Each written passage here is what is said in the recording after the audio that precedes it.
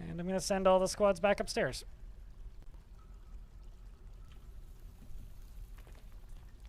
Back up to where they're supposed to be.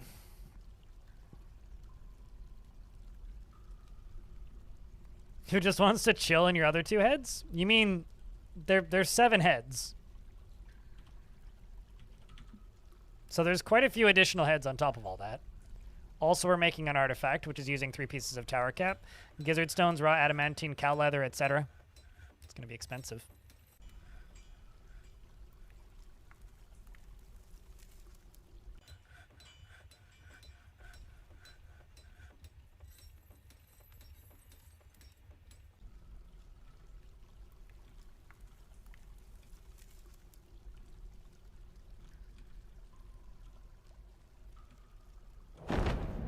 Some forgotten beast who's composed of water has come. It's a humanoid. It has a jointed trunk, a knobby trunk, and a bloated body. Beware its webs. And it is in the area where it can't get to me, and it's stuck in a tree. So I'm just going to pretend it's not there.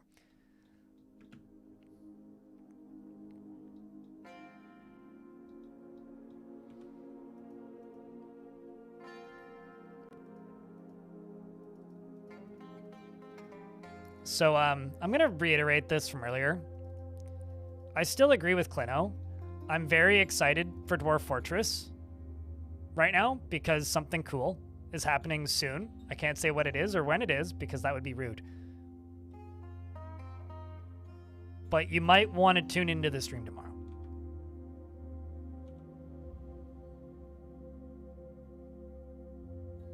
That's all I got.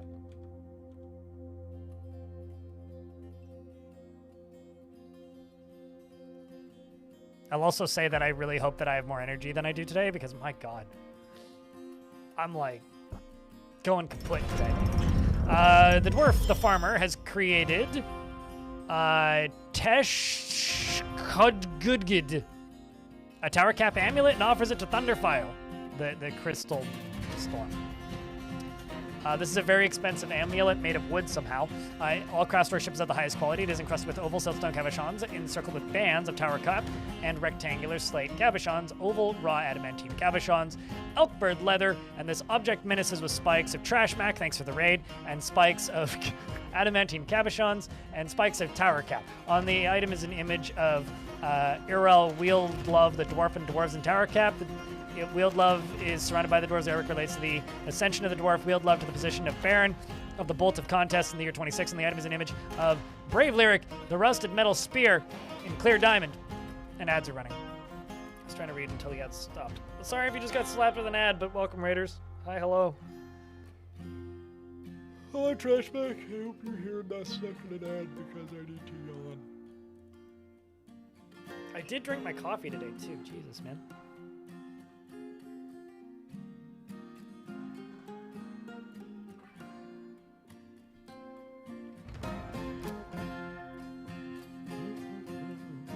But how was Fort today? I saw like the thumbnail had a big arena thing.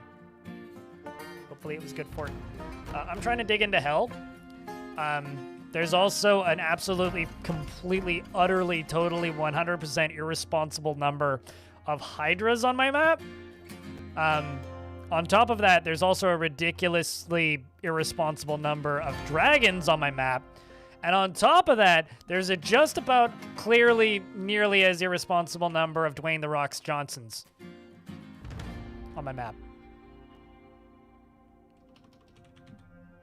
But unfortunately, the dragons had 10 babies and now have seemingly been incapable of making fertile eggs anymore, which makes me sad.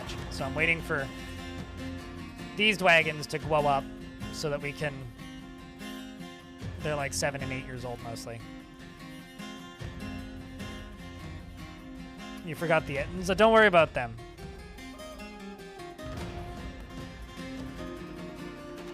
You know,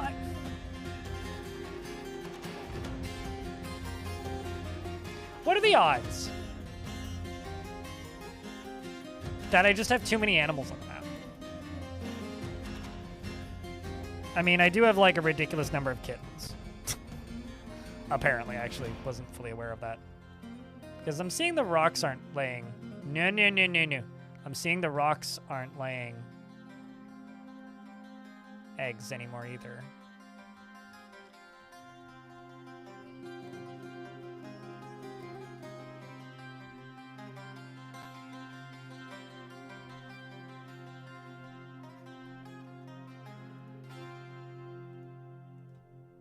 It's probably not that, but what if?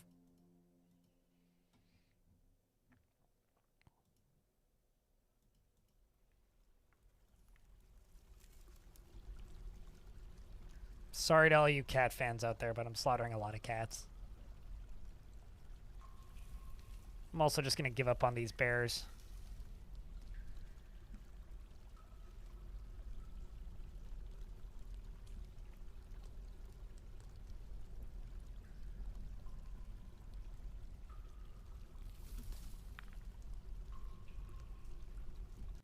Not the kittens. It's okay. They won't last very long.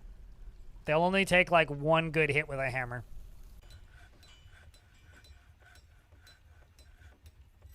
So they won't feel pain for very long, just initially. Lenny? What's named Lenny? Nothing. Sorry, Zakaluka. But there ain't no Lenny in these parts. And if there was, Lenny's already dead.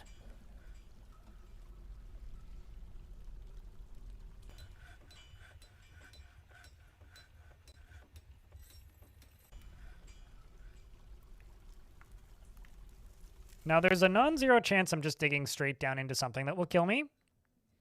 And if I do, that'll be very funny.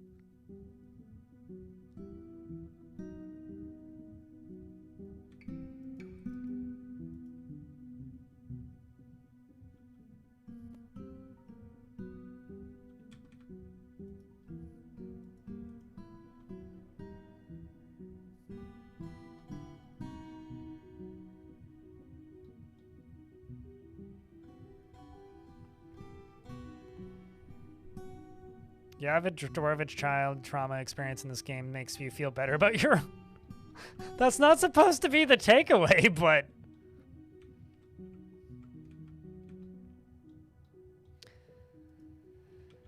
All right. Here's what I'm going to do. Dwarves. Clear away. The digging is too goddamn slow. We can do it better. This is me training a bunch of my dwarves on how to mine.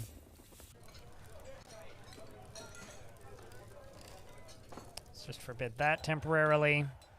Give this a yoink. That's a lot of Hydra skulls. I guess it would make sense that Hydras would make a lot of skulls. But, like, I'll be honest, I never really thought about it.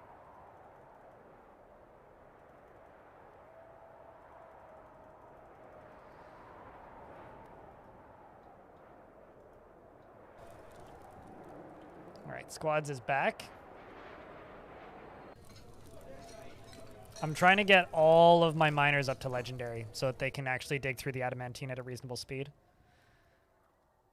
Wonder what's happening on this stream. Doing a lot of fighting against goblins off map and digging deep and greedy and trying to invade hell with an army of baby dragons and rocks and hydras and dragons and rocks and hydras and dragons and rocks and dragons and rocks and hydras.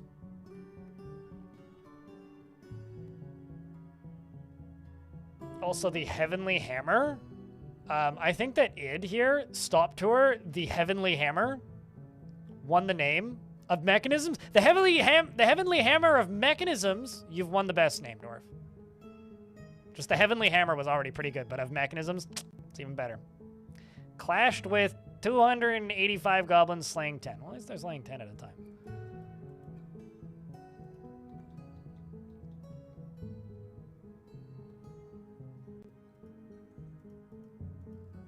Except this time we're going to send a third squad. Go get them, dwarves.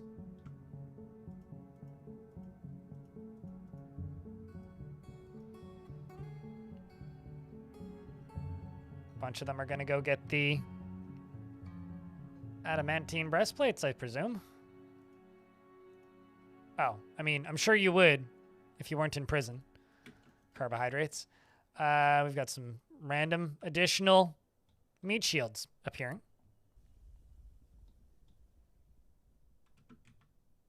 Rock on. Damn right.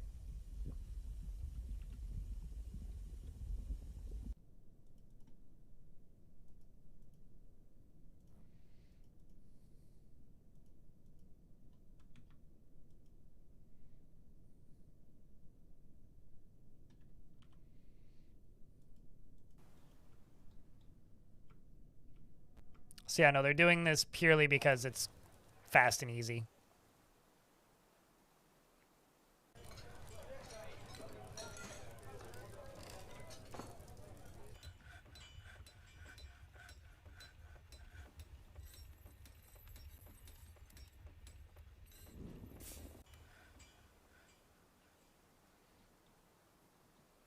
That's literally the only reason we're doing this. It's a very fast and easy way to get a lot of mining experience.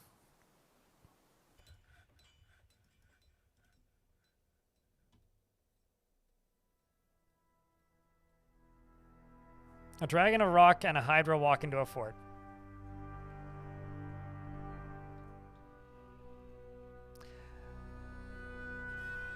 It's more like a dragon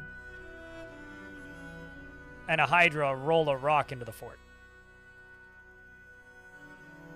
And the dwarves say, "Oh, bird?" Yeah, I'm tired. I'm not fully cognizant today. It's Monday vibes. Chat was correct earlier. Monday vibes. Clap. You're welcome. I made a funny humor.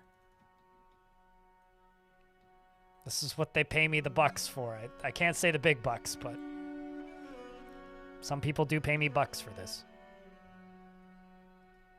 Dozens of them.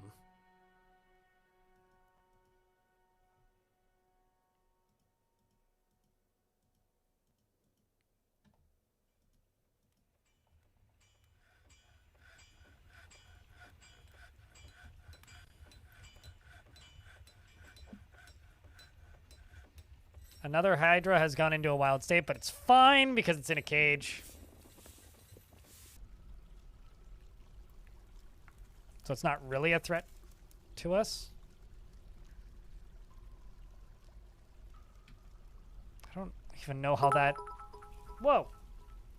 Thanks for the 10 bucks. Letter and cheered. X 1000. Some bucks. I can't discern the size of those bucks because I haven't actually seen them yet. I just know that they are bucks, but thanks for the bucks. One could say that the bucks stops with... I can't say they stop with me, but maybe they stop with you. I don't know. Thanks for the bucks. I appreciate you. Appreciate you. I'm like fucking zonked today, Letterin. I can't even fully explain why. I like... The later the day gets. Like, I slept for 8 hours last night. It's not like I took a bunch of melatonin or something, but like I just woke up today, I'm like, I have no energy. What the shit?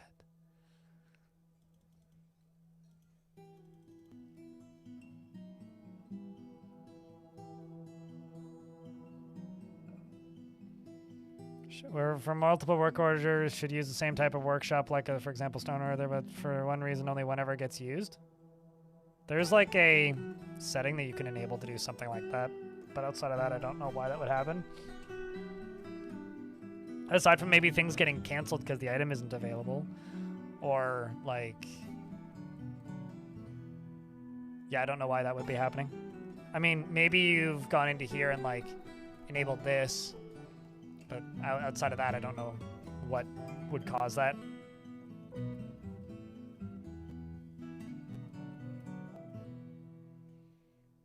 Since it's such good armor, it's as of the, so Wolf Fords 1 in YouTube chat says, I had no idea that mining adamantine was so abysmally slow. It's slow because of the changes that happened for the Siege update. So when goblins and stuff siege, they can knock your walls down, and they use pickaxes to do that. And the material that the walls are made out of change the speed of changes how quickly they're able to mine through your walls based on the material. And that change is what made adamantine so abysmally slow to mine through. It wasn't that way up until that patch. I kind of like the change on paper. Like, it doesn't bother me, but it does like make you value legendary miners a lot more, especially when you're this far into a fort.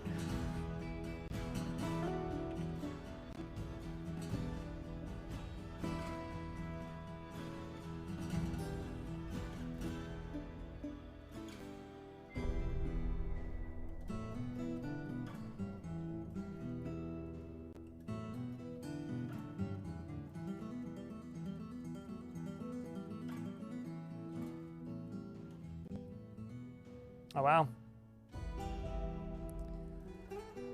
I found me an aquifer. And I have it set so that they can just dig through the aquifers at the moment, so they're just going to dig through. If anything, it's faster mining skill.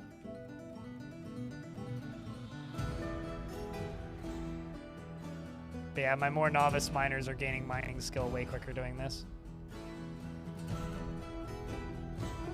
Because they can mine through this stuff significantly quicker. If I look at this, we've got novice miners all the way down to there and adept miners up to the top.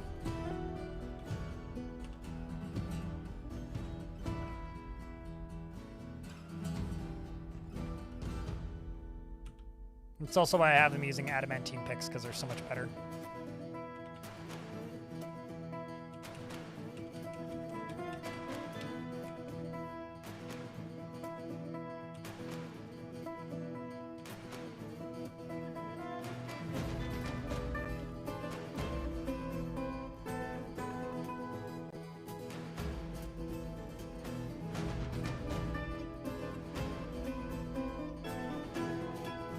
And I've got a ghostly human performer who's emerged at the fort.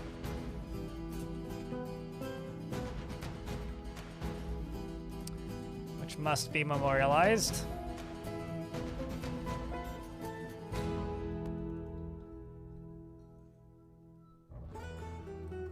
And a bunch of polar bear women stole a bunch of wine and ran away because my military decided to leave their backpacks on the edge of the map. Why they did that, I'm not sure, but they did that. I don't know how I feel about this.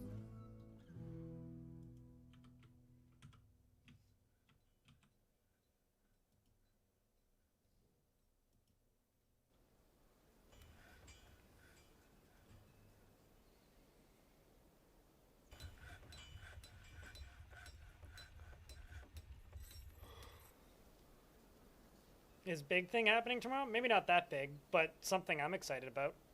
Potentially, maybe. Which is why you maybe should watch the stream tomorrow. You're also having hella allergies? I'm convinced that's what it is, because like my eyes feel watery and shit.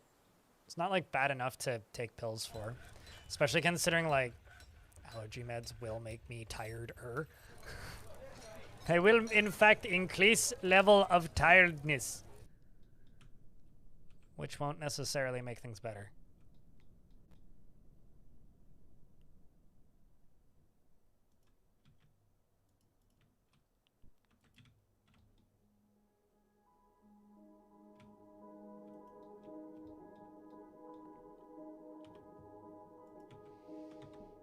That is a lot of miners.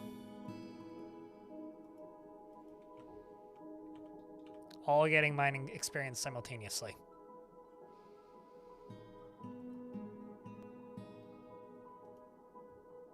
At least it's a new skill they're all learning, you know? Most of them are just novices, but thankfully we're getting some that are higher than simply novices.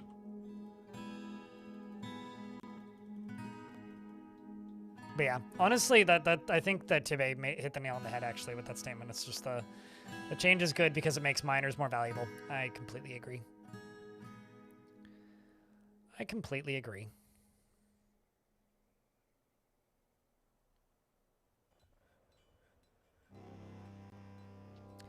A force that is both vile and dark has arrived. It is led by a goblin named Uspu.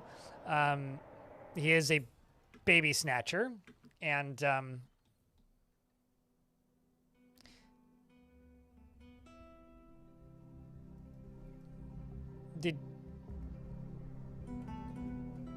man, my baby dragon's been busy. I'm just going to send all of my squads out here. Thankfully, this crew is nice and close. The Hammerlord Polar Bear Lady can partially lead the charge, although she's going the wrong way.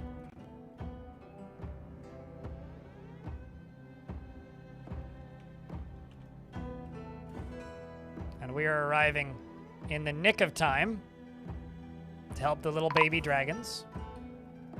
Snatchers have arrived, protect the childs. And the Sodell the Hammerlord. Did we shenanigans him back into the fort? I guess not. They chase them off. We discover an ambush just outside the gates. But the dwarves are like, I may turn around. Actually, never mind. On second thought, let's charge. Because there is a bunch of goblins outside. And one of my dwarves is outside with them, dying horribly. It sucks to be brave in times of crisis. Don't you fucking kill my baby. My little baby dragon is more valuable than literally anything. You better go back. Are your siblings safe? Yes, your siblings are safe. Good. Go home. You stupid little dragon. Especially considering there's another ambush, in fact, which was discovered by a dwarf who's very not smart. Take all of these dwarves, and I'm going to grab this tool, and I'm going to do this.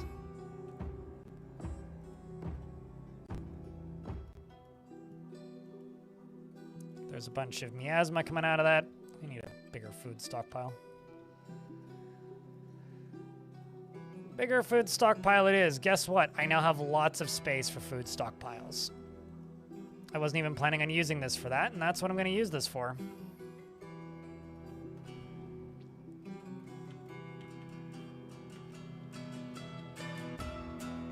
Shoutouts to Kravis the Great, who's repen pasturing the poor baby Meissner the cooked hatchling dragon.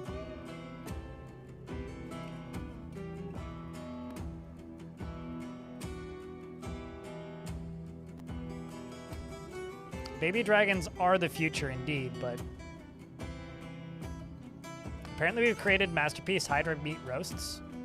Hydra's meat roasts. Roasts meat Hydra. Oh, that's the other problem.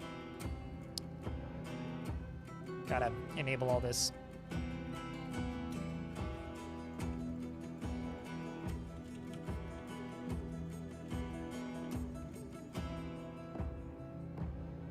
So much giant grizzly bear fat.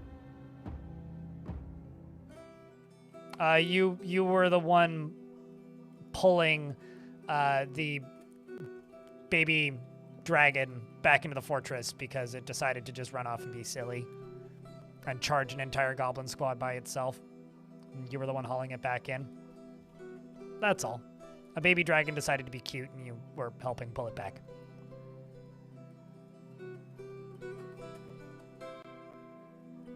I'm definitely a Hydra herder. Yeah, that's true. At the very least, we're not hydrophobic.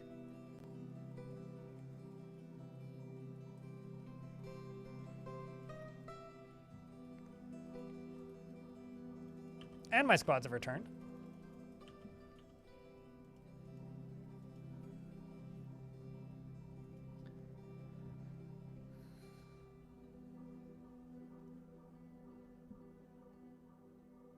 We feasted until dawn, and then we saw, and then with a yawn, saw a goblin and ram. Yep, pretty much. You want to, if there's a dwarf named Kel, then OGG. I have a question. Why are we naming a dwarf after a sound file type? I can do that, yeah. Go find me a Kel. I think there's several, but No, I think it's technically actually hydropower. Oh, Kellogg, right? Duh. Sorry. Have to remind everybody that I'm very out of it today, but no, I get it.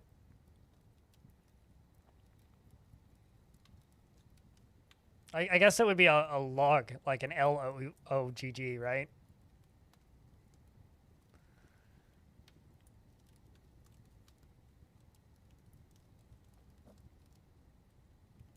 Clash with 236 goblins. Getting better by the day. K-E-L. Yep, I got a trader named Kel.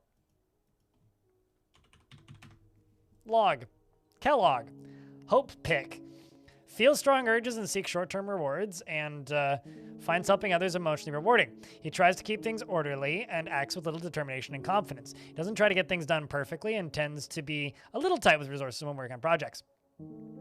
He has an active sense of humor, and he likes to keep things practical without delving deeply into the abstract. He speaks rapidly when he's excited and needs alcohol to get through the working day, and is a hardened individual. In terms of crafting a masterwork someday, and personally thinks that there is something deeply wrong with people that persevere through adversity. Thinks friendship is important and dreams of creating a masterwork someday. He likes like pewter and gold opal and nap fabric and water buffalo for their water wallowing and grizzly bear men for their strength, chichery for their taste, and when possible prefers to consume dwarven rum and absolutely hates worms. He's married to Kiblogs, as we call her, and John Kellogg Urith. It's Kellogg's. You're welcome. We now have a Kellogg.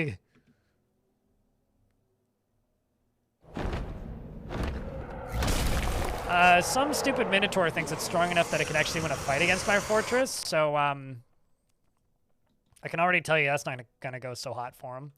I'm just gonna close this off and let the baby murder lizards burning it to pieces.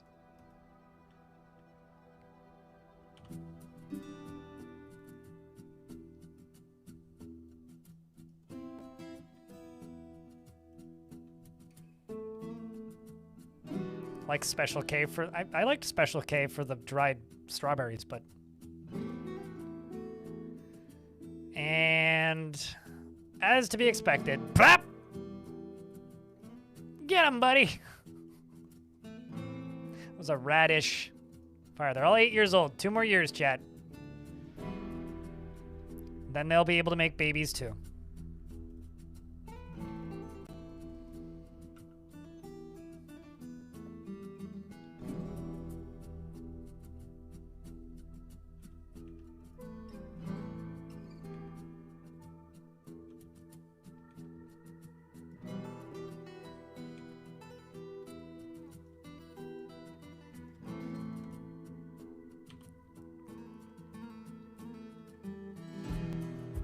Well, they're almost done digging through all of this nonsense.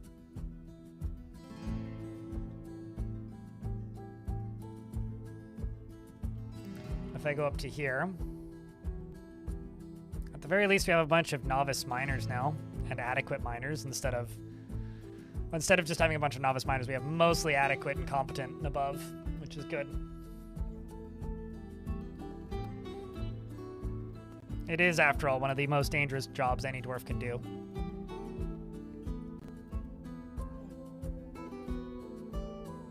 See you later, Dulkin. You have a good night, dude.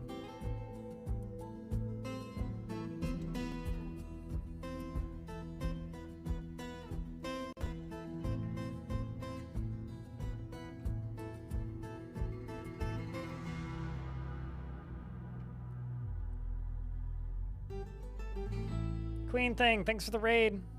Hello. Usually your weavers die first? Why your weavers? Do they weave a tale of their own demise?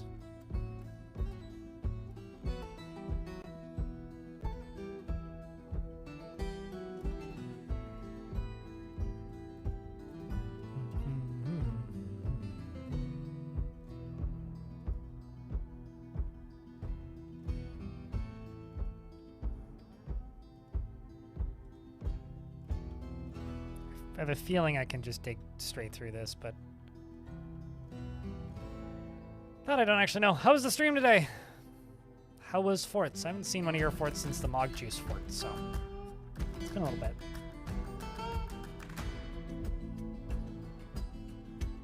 Why do DF devs hate the idea of winged dragons again? They don't hate the idea of winged dragons. Winged creatures just are simply very expensive when it comes to pathing. So they're reluctant to make winged creatures. It's got nothing to do with winged dragons.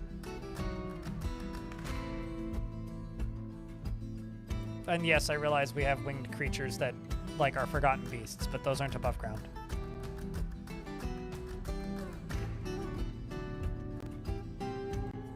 Like, it's literally just like a pathing thing. But I think hate is a very strong word. Oh, that was close. Damn, dude.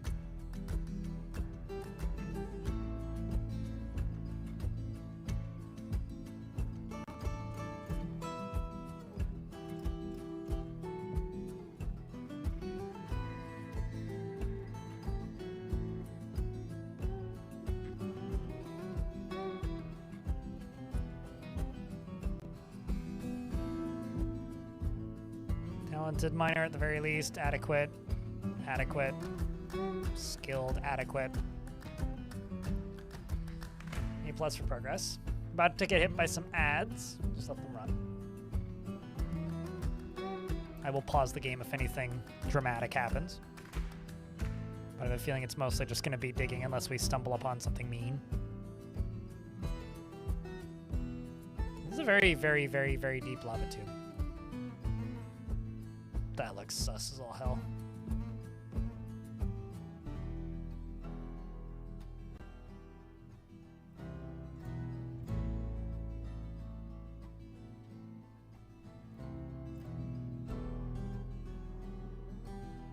There we go. This is going to fill this up with more water. Heh. At least nobody died.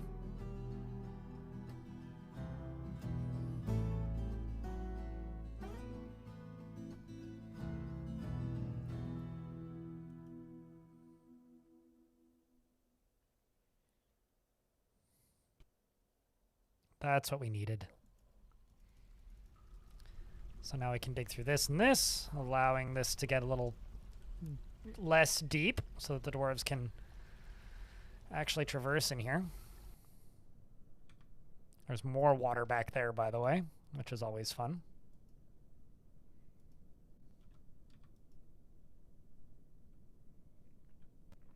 We are now in the ad breaks. Hey! That was a lot of lava. Well, that was sketchy.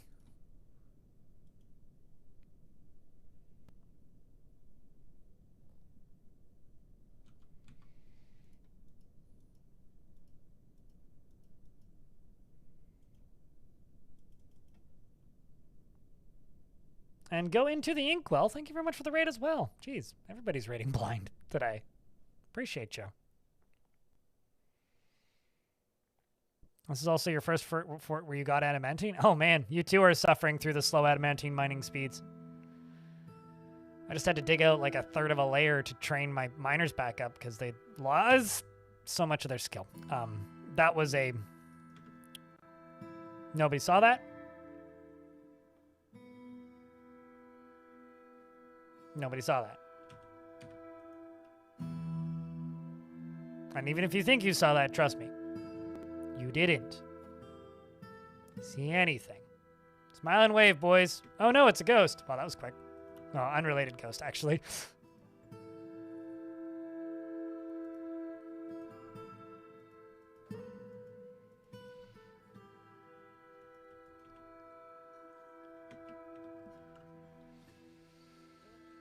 I'm sure he's fine in the next life.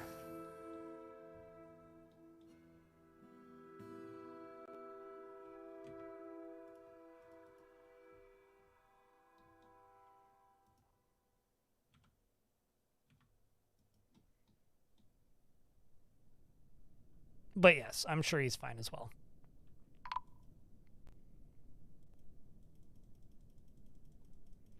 And the spooky human ghost is no longer a spooky human ghost. Just a spooky human gravestone. Crypt Rock. Port M5, thank you very much for the 3rd month. Welcome back. You Crypt Rock, man.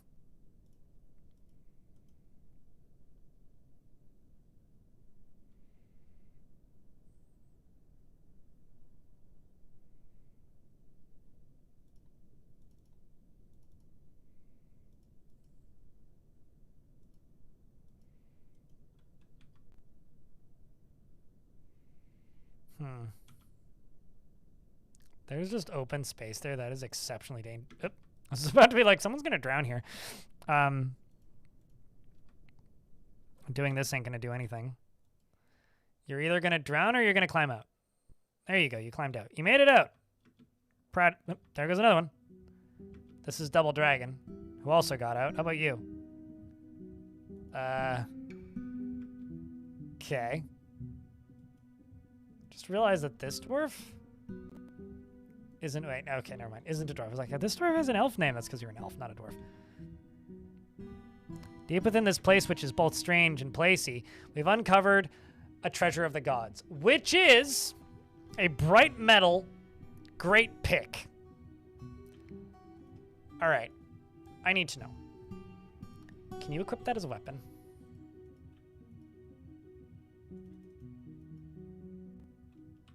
It's not the first one of those that I've found. I found a few of those. But I want to know if it can be equipped as a weapon by a polar bearman. Not a goblin spy has been missing for a while. Must have been a goblin spy.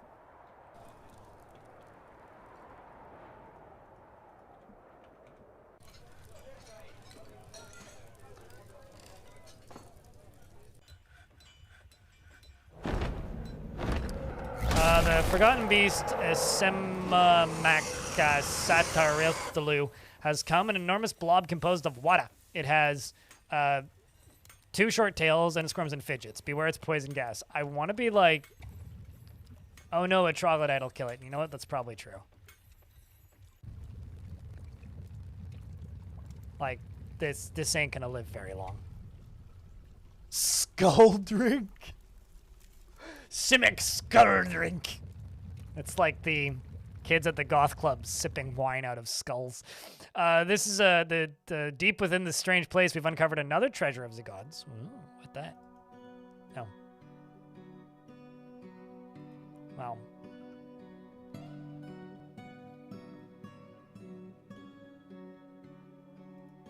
This is a square translucent metal shield.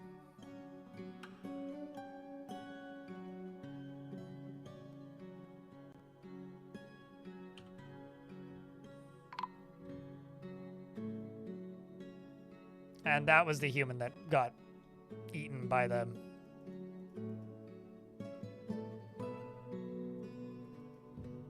Knee-hide. Was the one that got unexisted most recently.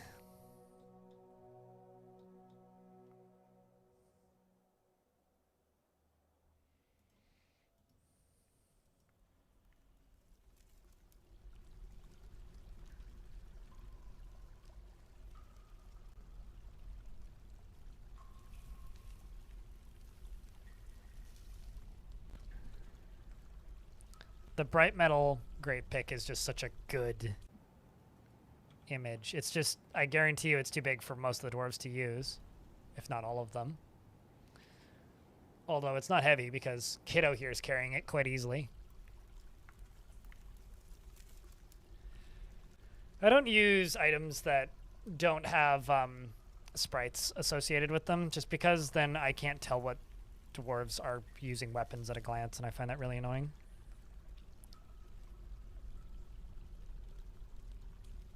Actually, I wonder.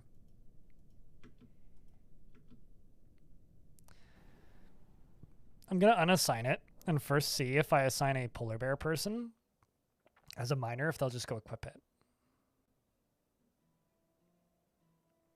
That's what I'm going to do first, because I'm curious.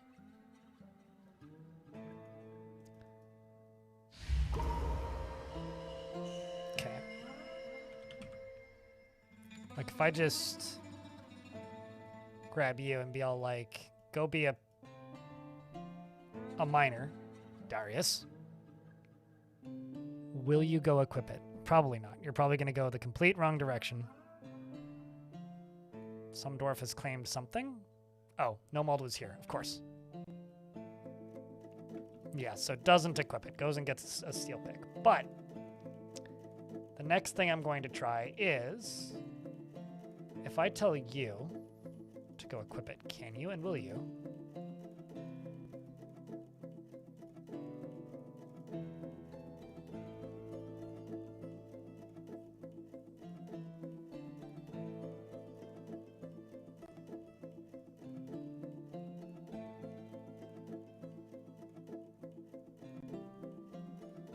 First, you go and get a nicer helmet. And of course, an adamantine breastplate. But yeah. Although maybe I would need to tell you to not use that.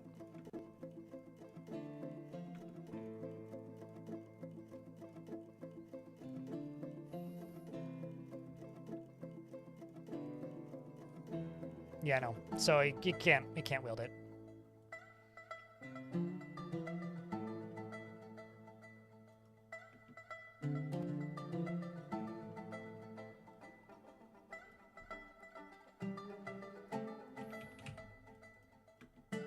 Let's just go back to melee metal armor. So now let's go to you and say, equip that, but you're napping, so I'll have to wait for you to wake up. You're kind of sad there was no sprite. They do have sprites unless it's got like an adjective ahead of it. So it's like thin mask won't, but a normal mask will. We decided to settle on a terrifying shrubland, says Gravos in the YouTube chat, and not everything is undead. Interestingly enough, only half the animals are undead. It is a reanimator. Yeah, no, you'll get a mix of them.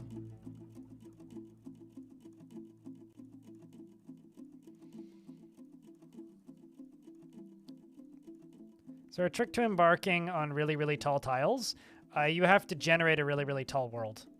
It took me 11 hours to get this map as wild as it is. Sembris. You want higher levels of erosion. You don't want to periodically erode extreme cliffs. There's a bunch of settings that you can set so that you get crazier cliffs. And then you have to just find them.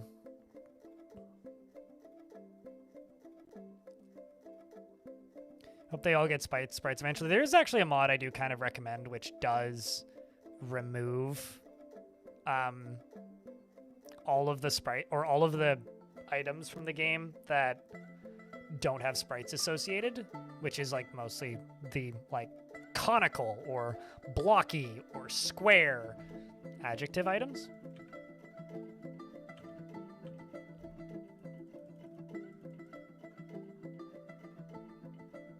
Your evil biome has vile mucus. It prevented some traders from unloading goods. It was a haunted biome that I first saw a dwarf say I was forced to consume vomit, and it was truly distressing. So what are you going for?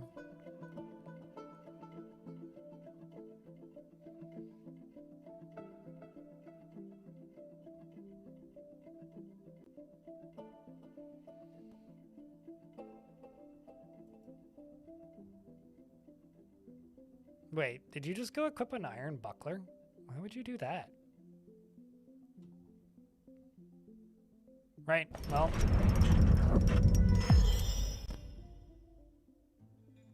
That's pretty dope.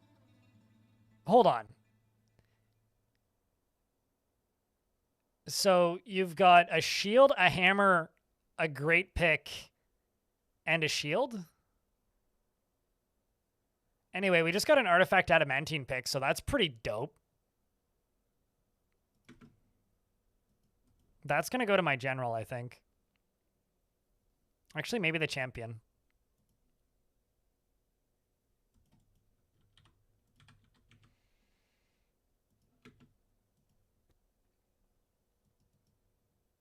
Although, actually, I don't think he can equip it because his hands are full.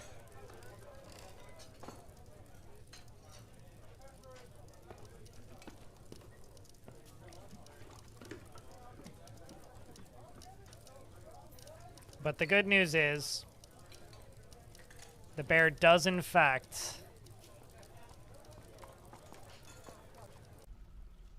have the great pick wielded.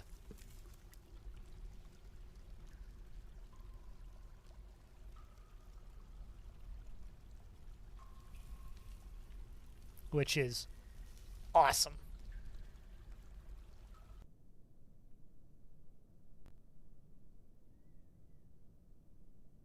I have a drill that will pierce hell. Nah, he's just gonna use it as a weapon. Just basically just like a murder spear. That'll probably hit like a truck.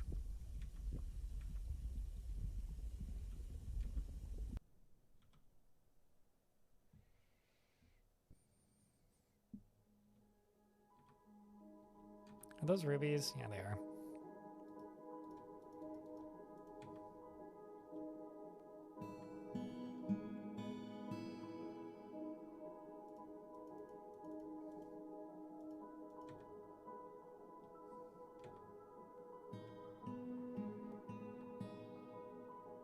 Is there anywhere around here that I can dig through?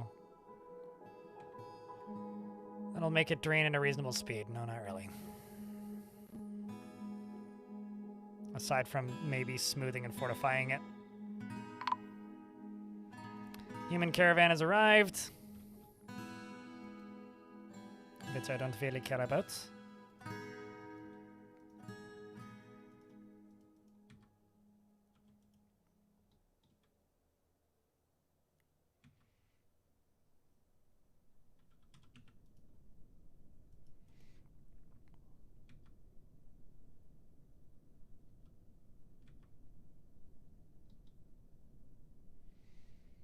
There goes that.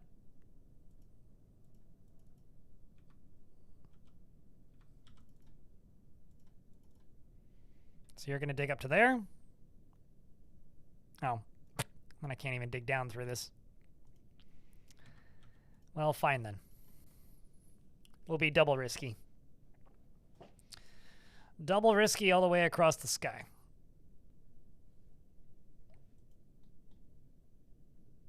What is life without a little bit of risk? Okay, so you do that. You do the fortifying.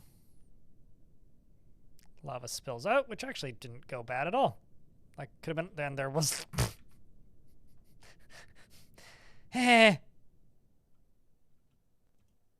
stuff down there anyway.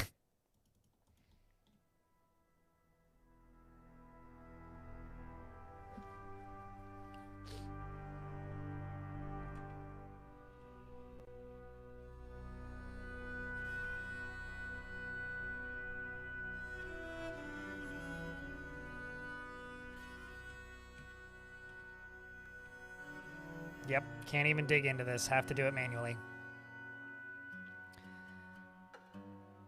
Okay. I'll wait until that's done and all this is gone. And then we'll channel into that and let all this stuff out.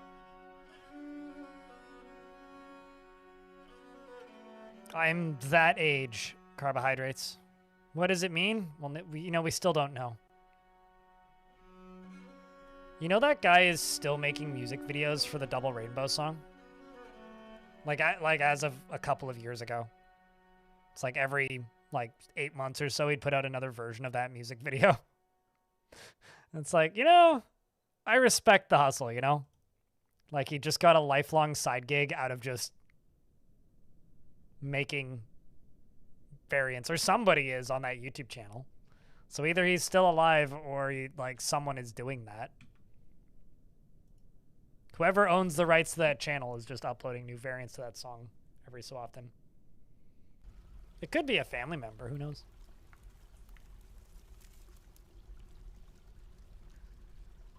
But I did look into it relatively recently because I was curious. But I didn't look into it further than just the YouTube channel, so. That's unfortunate, Tibe. Jornelius, thank you very much for the 39th month. Welcome back. I'm a little bit loopy today, but I have reason to believe from good authority that you should tune into the stream tomorrow because I can't say why, but it'll be cool. That's all I got. I can't say why other than it'll be cool. So, for Dwarf Fortress reasons.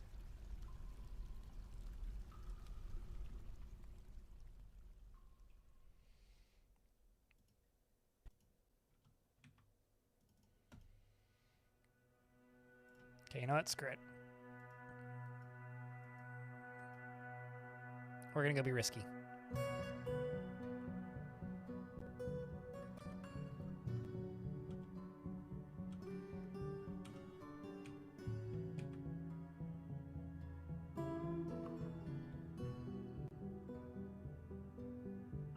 He uploaded videos on YouTube to be released on a schedule for 15 years? Okay, that's kind of awesome.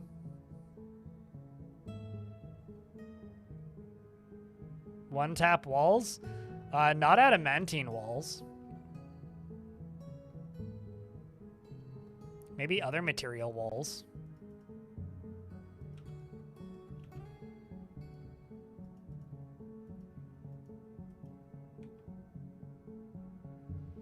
Run, Dorf! Yeah, they don't one-tap, but they're pretty quick.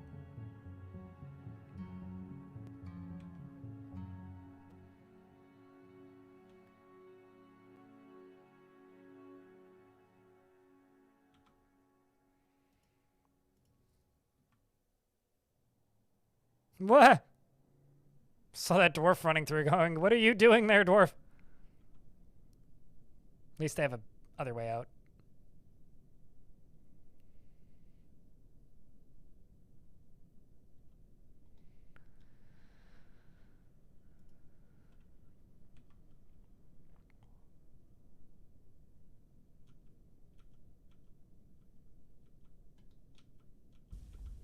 All right, where there my miner at?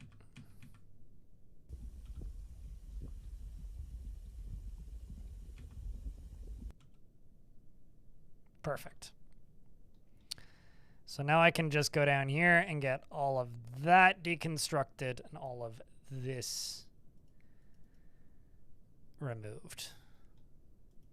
But we need that to be done first, so maybe I'll just go up here and go here and go here and do that and that.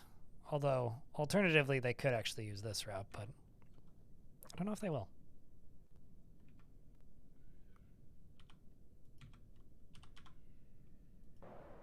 Do you ever hear a baby making upset baby noises and you think it's a bird until you realize it's a baby?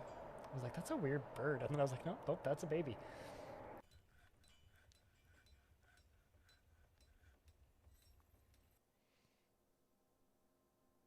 And that's probably the sound that he'd be making. Danielus.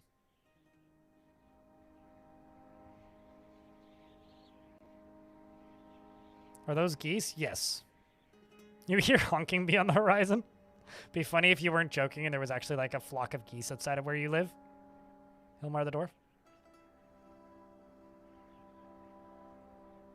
I don't know if it's because the upset ones keep dying or something else, but the moods have actually improved quite a bit.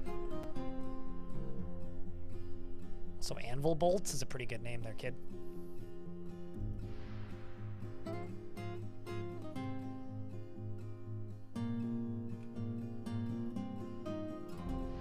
This is going to immediately catch fire once more. Actually, no. We were able to clear it. Sweet. Good job, kiddo. Good aim with the bucket. Those rough diamonds are going to be cleared out in no time. Over there can get fortified. And I can bring the squads in. And I think that, oh yeah, we're good.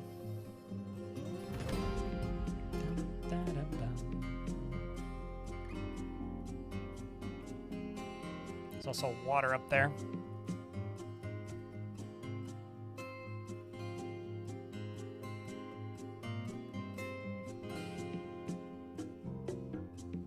Or like frogs or crickets. I love the sound of crickets, but I've met some people in my life that hate the sound of crickets. Having lived close to them for one reason or another, I adore the sound of them. I think they are one of the most relaxing sounding creatures in existence.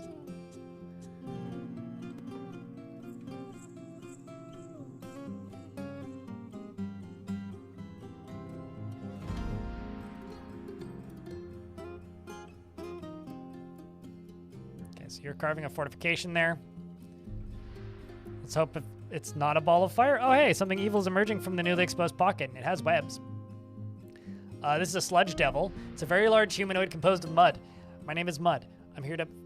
Anyway, it's curving horns, and it has a bloated body. Beware its webs, and you can hear off in the distance, Primus sucks! Get him! Shoot him! Keep shooting him.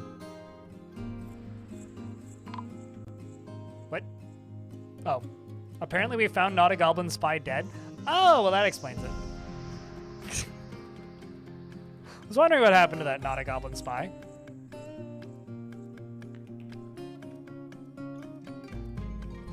This goblin who's just running around screaming.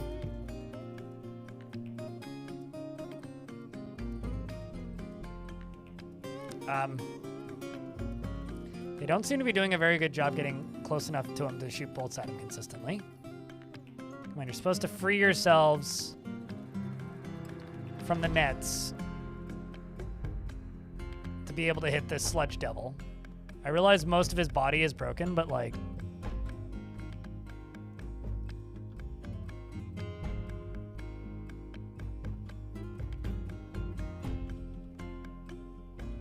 Well, maybe he was a goblin spy, okay?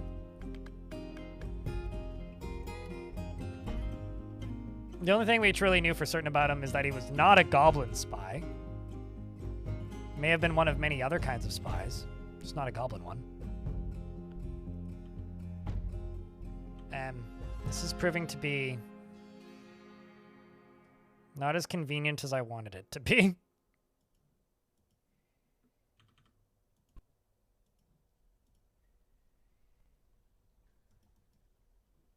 You out of ammo or something? No. Okay, what if I smooth and fortify these?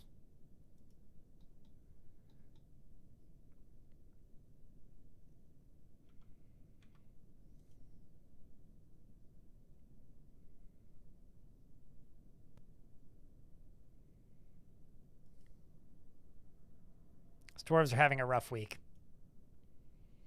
Possibly a goblin spy. Do I have any goblins? That's the real question.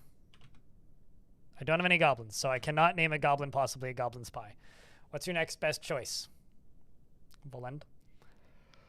I think that not a goblin spy was the last goblin, actually.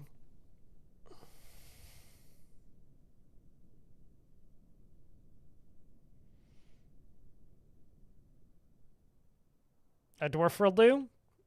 What, possibly a goblin spy?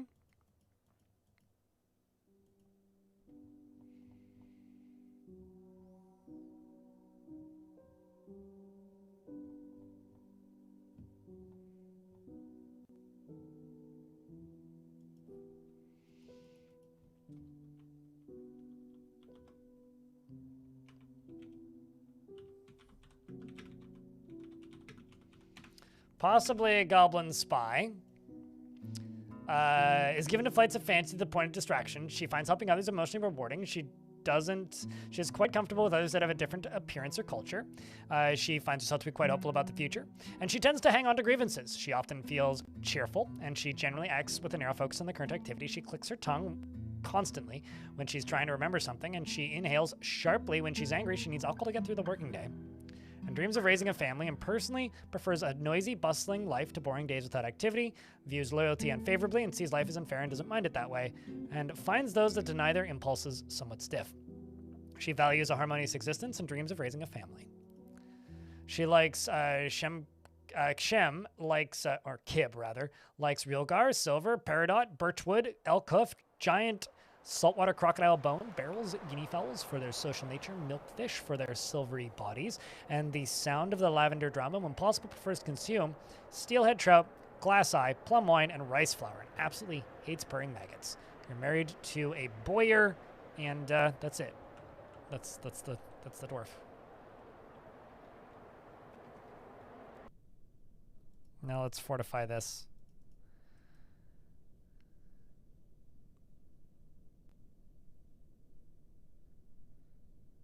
I'm just hoping it'll give more dwarves the ability to shoot more often, because then I can station one squad a little further over here instead of all the way up there.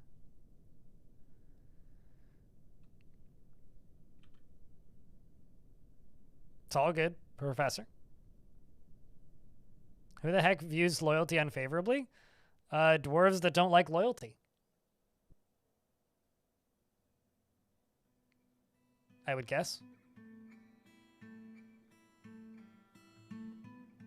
There we go. Now we've got more line of sight to be shooting at this thing. The Sludge Devil. Sludge Devil sounds like a song a metal band would play. All right. We made it through the Sludge Devil. That thing was pretty tough, actually. It just shot out way too many webs.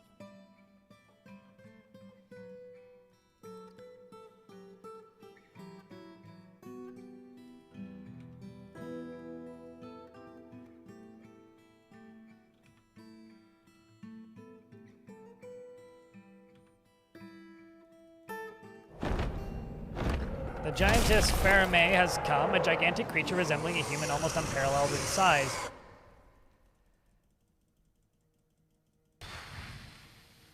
We're about to be hit by an ad. But the giant is holding Romak Dumud, which is a copper war axe. All craftsmanship is of the highest quality. Copper warhammer.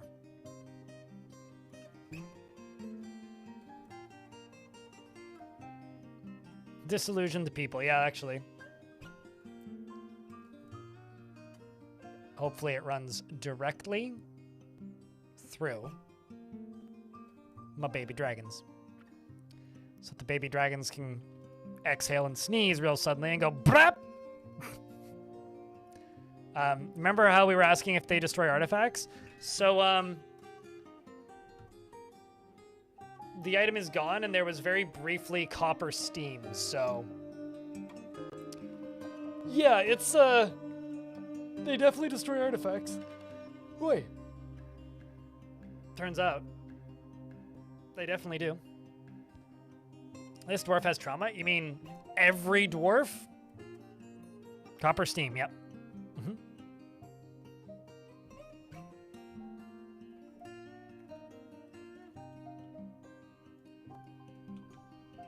Just gonna jump up to here again.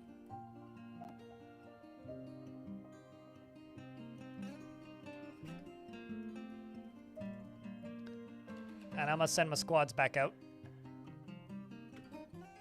With legendary swords dwarf leader, legendary spear dwarf leader, and legendary dwarf leader. I'm also gonna grab these 3 squads, and I'm gonna refresh their gear, because there's a bunch of better stuff available. I'm also going to check wafers, so we'll need more adamantine soon. That artifact got vaporized, yes. It was turned into steam. It was just made of copper. It's not like anything of value was lost, but... it did, in fact, get vaporized.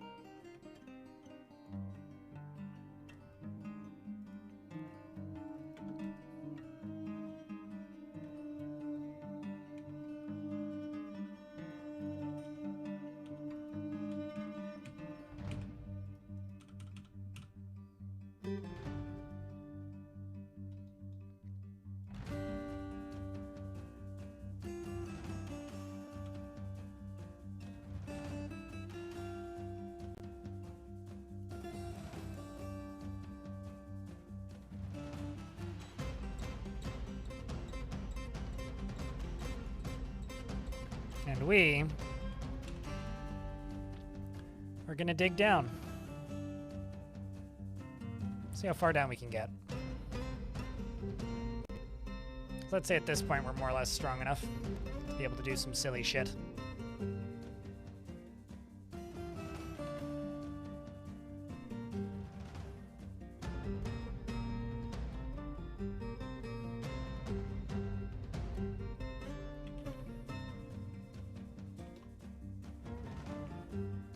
Curved downward staircase.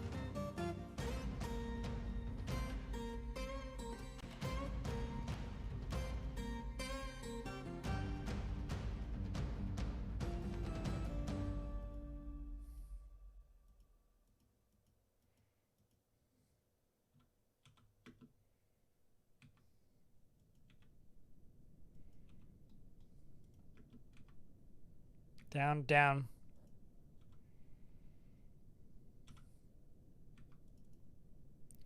We'll dig up one. I was going to say up one and then down one, but I literally can't do that.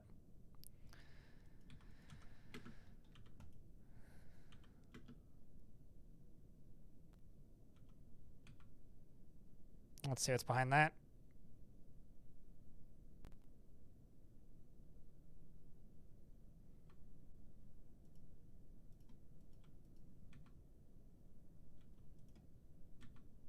And we found water. Would you look at that? So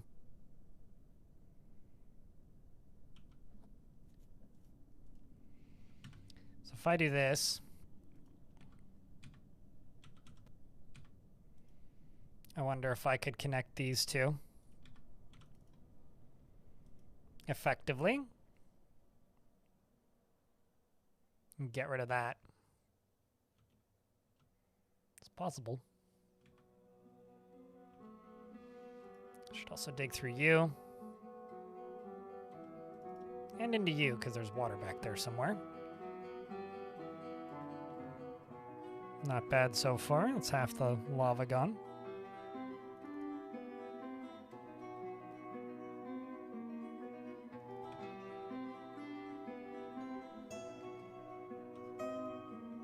We're going to get rid of this water and that lava in the process.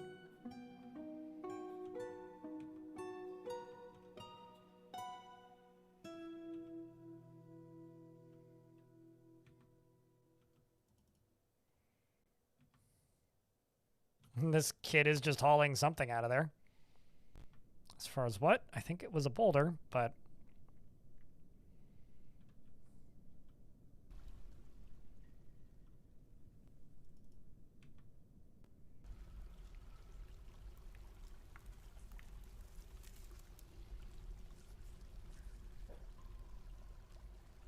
Yeah, no, it's true, as Stone said. Which honestly, I would say is like disturbingly accurate for current day human society, so I guess art imitates reality, you know?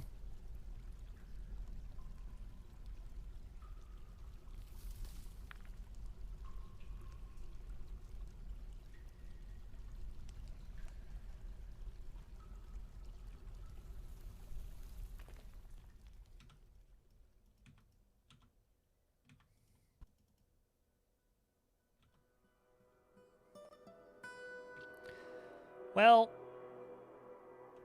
I think we're hitting diminishing returns for me today. I am like falling asleep in this chair. I'm kind of blaming like allergies. Like my symptoms aren't that bad, but it's like there's just a lot of pressure behind my eyes. So I think rather than taking allergy meds and probably then actually falling asleep in my chair, I'm going to rest up for the really exciting, cool stream that'll be happening tomorrow for some reason that I can't confirm or deny or guarantee.